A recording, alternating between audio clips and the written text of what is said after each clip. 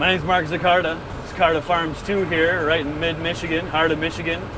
Right now we're near Langsburg, Michigan. And the operation I'm performing here, as you see, I'm in one of our very modern pieces of equipment, a 1977 John Deere.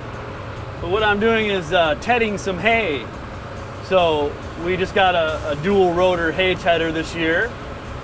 And what it does is spins, they counter rotate to each other, and it flings the hay apart, the windrow of hay, and separates it out, kind of fluffs it up to make it dry faster. So obviously we spread it out, get more exposure to the sun and the wind, which are the things that we need to dry the hay out. So what we will do is we typically ted this out in the morning and let the sun dry it out through the midday, and then in the afternoon we'll come back with a hay rake, and that will gather it up into windrows, again kind of fluff it up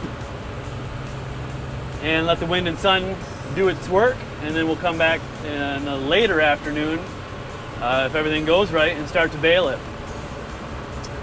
We don't have any animals ourselves. We used to be a dairy farm, so it's kind of a residual operation that we still bale hay, so it's just kind of become a cash crop for us.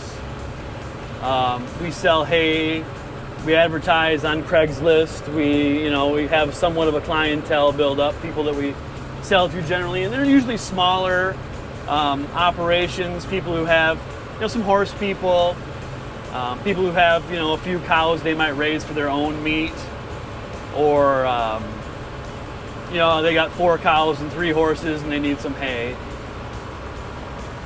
So this year has been a kind of a challenging year for hay production, since the drought has kind of hit us here early in the summer. So springtime was wet. We had trouble getting in the fields even to get crops planted. And so the first cutting got lots of rain and was quite heavy, good yield. But then it really dried up, as any farmer will know, at least in our area. So we've been right here in mid-Michigan. We're just a little ways north of Lansing. And it just seems like we've had bad luck, and a lot of storms that we thought were coming seem to have blown around us.